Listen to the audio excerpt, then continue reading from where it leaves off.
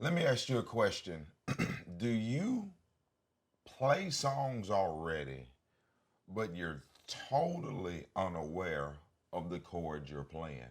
I know it may sound like, how is it even possible to be playing songs and not know what chord you're playing? Is that even possible? Absolutely, it's possible. I see people that do that all the time. So many people come to me at preachandplay.com and they're having to start over just to learn their theory, just because of the way the mind works. Think about this. What happened first? Were you able to see the color orange, or did you know what the color orange was? Which did you know first?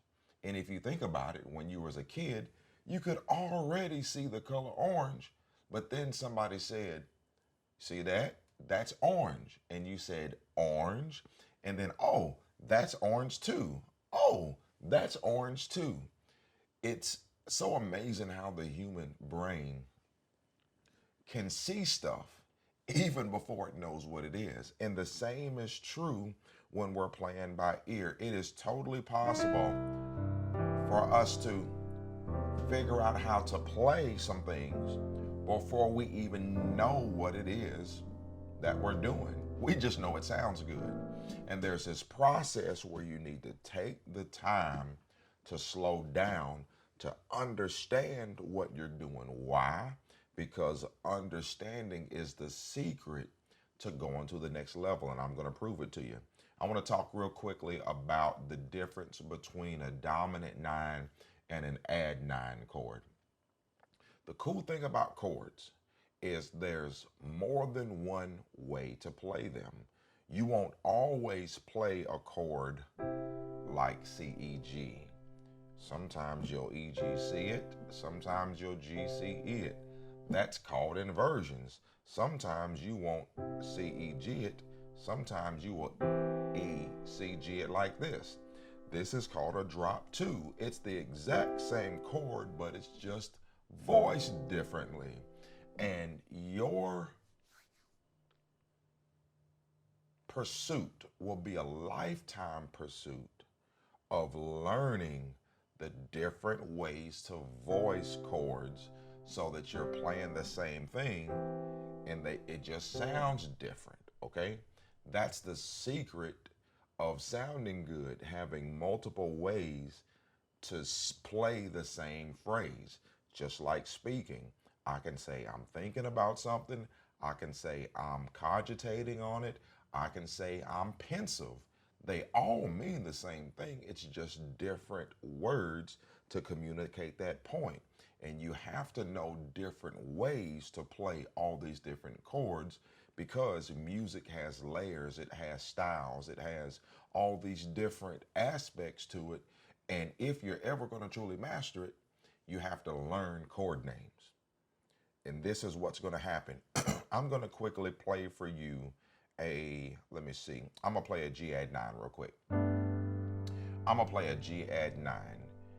If most people saw this, they might not know what a G add 9 is. A G add 9 is a chord where you are playing the G major chord, but you are simply adding the ninth note. And some of this stuff, I don't want to say that it's subjective, because some people might just call this an add 2. And they would be right by saying add 2. But if I want to officially make this an add 9, I have to add the dominant note, which is F. Now, as cluttered and as crazy as this looks, this is a G7 adding the 9, right? Or you can just say G add 9 like this as well, and people will know GBD and you're adding the 9. There are all these rules that you need to know to start forming chords, okay? So I'm playing a G add 9. How would you use that, right? Not only do you need to know what to do and how to do it, you got to know the application of it, right? These are the questions that everyone keeps asking me. So let me show you the difference between this G add 9. And let me play a different chord. I'm gonna play just to really make you think and to prove a point. I'm gonna play a D dominant 9.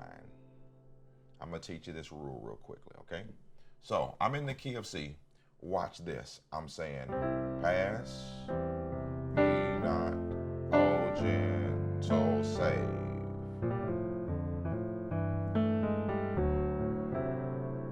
I'm gonna play a D dominant 9 to a G add 9. I'm playing a D dominant 9, which is the 2 of the key of C, to a G add 9, which is the 5 of the key of C. So essentially what I'm doing is I'm doing a 2-5 progression, but the chord that I'm playing is a D dominant 9. How do you know what makes a dominant chord? Here's chord rules, okay? I'm giving this to you for free. Every time you play a chord, it doesn't matter what key you're in, every chord is defined by its scale. Every chord is defined by its scale, meaning if I want to know what this D chord is, I got to know the D scale to figure it out. And so let's look at the D major scale. That's the D major scale. How do you make a major chord? You take the 1, 3, and the 5. You take the first, third, and the fifth note of the scale. That's the major chord, right? What notes did I have? I had D, A, and C. What is the C in the D? What does this C make this chord? Well, if you look at it, there are many rules that you need to remember. Anytime that you flat the 7, everyone, anytime you flat the 7, that note is dominant. So if you look at the scale, D, E, F sharp, G, A, C, C sharp, and D, this C sharp, or D flat, this C sharp is the 7th note in the D major scale. When you flat it, this is the dominant note. So anytime you want to make a chord dominant, you take the major chord and you add the dominant note or the flatted 7th note. That makes that chord dominant. Okay? Let's keep looking at the notes in that chord to see if we can figure it out. I got the D, A. A is just the 5, the 1, 3, 5. So that's just the 5. That doesn't change it. This note right here is the dominant note. We discovered that. This F sharp, that's just third note because the major chord is a 1, 3, and a 5. As we said, this A don't change it. This C we already discovered is the dominant 7 note. This E is the 2nd note of the scale, but it's also the 9th note of the scale. 1, 2, 3, 4, 5, 6, 7, 8, 9. So if I add the D major chord with that dominant note and the E, this is an E dominant 9th. It's a D9, a D9. And if you look at the dominant rule on the screen now, I'm showing you that a dominant 9th, you have the flatted 7th and the 9th note of this chord's scale. So you have to know the scale of every chord that you're playing to make that note. This is some of the theory and the understanding that you need to have so that you can start figuring out chords that you're playing. Most of you have gone to YouTube and watched the tutorial. You're playing, you're looking, and you're seeing me go. You're like, ooh, what is that? I'm gonna remember that. E, A flat, D, G, C. And you remember that, and then you just keep doing it. But you never know what it is. And because you don't know what it is, you can't do this next phase. You can't say, okay, I'm playing a D dominant 9. I'm playing the 2 dominant 9. 2 in the key of C is D, and the chord is a dominant 9. And what I basically have is I have the major chord, but in the first inversion. And I'm just opening it up to add the flat 7 and the 9. So to play this same chord in the key of E flat, I have to play the 2, which is F. I'm gonna put the dominant in my left hand, and then I'm gonna play that 2 in the second inversion. So I'm gonna play the 2, and I'm gonna go to the second inversion, and then I'm gonna add the flat 7 and the 9. This is that chord in the key of E flat. When you don't have understanding, you can't quickly figure it out, so that now you can be like,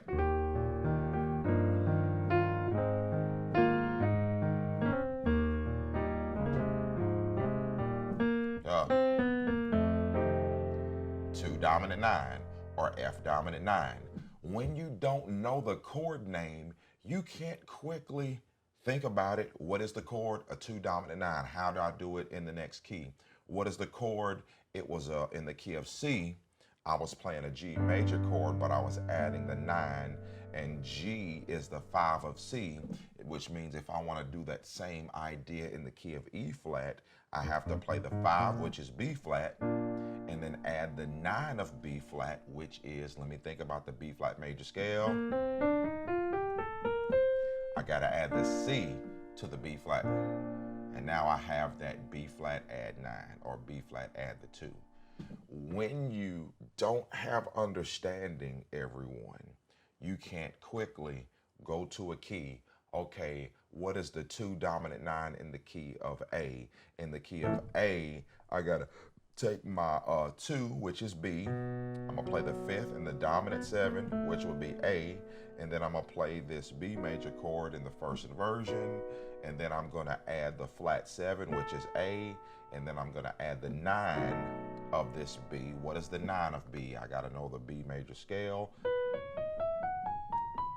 C sharp is the 9, so I gotta play this B dominant, playing a 2 dominant 9. So now if I'm gonna play Pass Me Not in the key of A, and I'm gonna play that 2 dominant 9, I have to be like, pass me not, oh gentle one.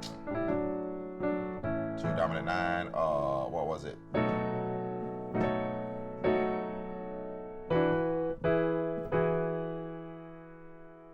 You see how I easily figure that out? Now I just have to keep practicing an A till I get it smooth.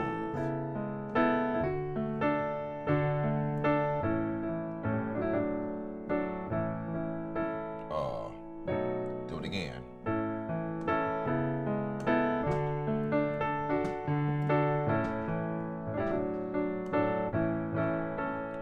Do it again.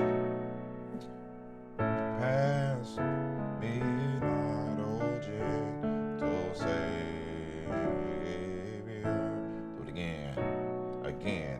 That was better. Pass me not, oh gentle Savior.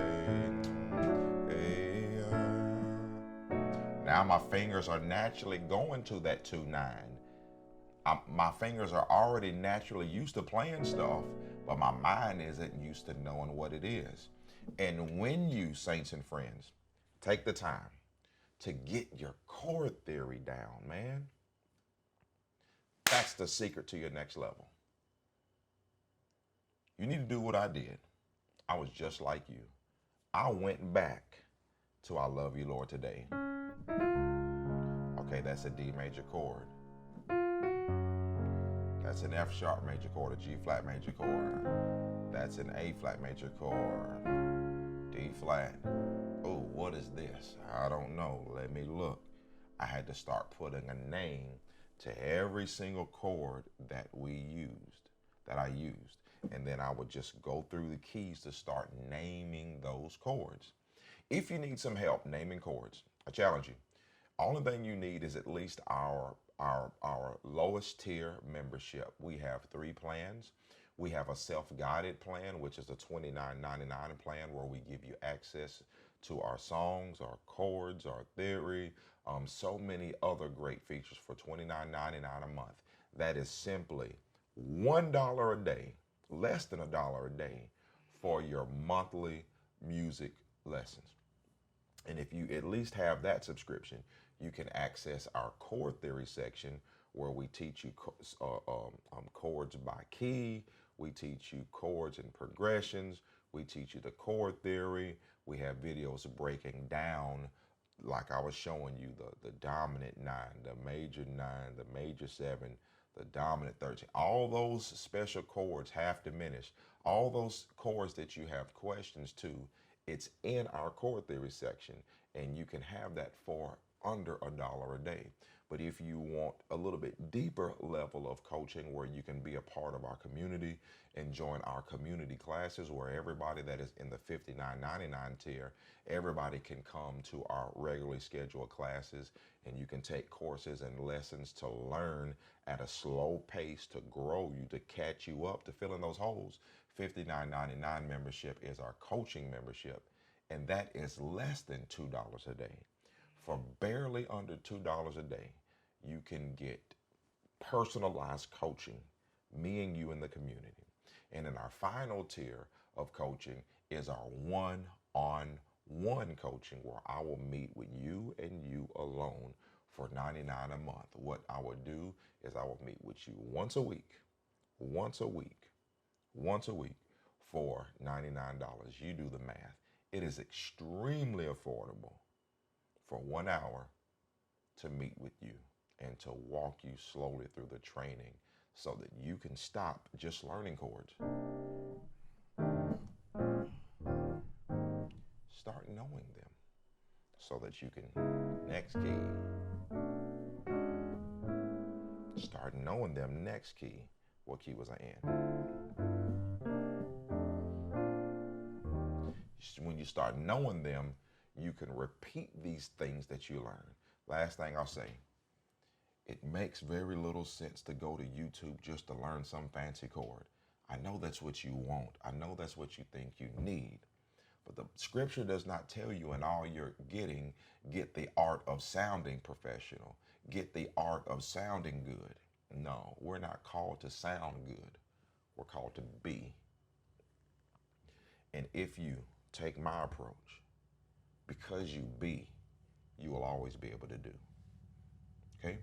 So I challenge you, visit preachandplay.com, reach out to us. I look forward to hearing from you soon. God bless you. Remember, in all you're getting, get an understanding. God bless you. Thank you for watching.